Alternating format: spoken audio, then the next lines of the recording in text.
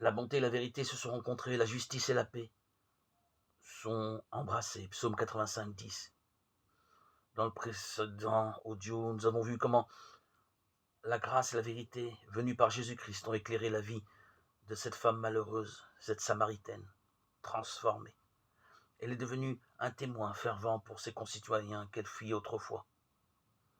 Je vous donne un autre exemple de cette harmonie merveilleuse de la grâce et la vérité en Jésus, lorsqu'on lui amène une femme qui a commis un adultère. Alors que la loi ordonne de la lapider, les hommes religieux espèrent embarrasser Jésus s'il donne l'ordre de la lapider. Où est la grâce? S'il passe outre, où est la vérité? Où sont les droits de Dieu dans cet événement triste? Jésus n'est pas venu pour juger, mais pour sauver. Jean 3, 17. Il répond: celui d'entre vous qui est sans péché, qu'il jette le premier la pierre contre elle.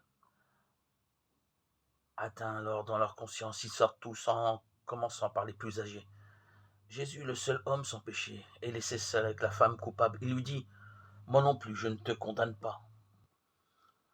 Il ajoute: dorénavant, ne pêche plus. La grâce de Jésus ne le rend jamais indifférent au péché, mais il pardonne. Il est venu pour sauver. La grâce et la vérité dans la personne de Jésus-Christ sont encore accessibles aujourd'hui. Chacun peut s'approcher de lui tel qu'il est en comptant sur sa grâce et accepter d'entendre la vérité. Parce que Jésus est mort sur la croix, Dieu pardonne à toute personne qui croit en lui. La grâce et la vérité la transformeront. Nous croyons que nous sommes sauvés par la grâce du Seigneur Jésus. Acte 15, 11.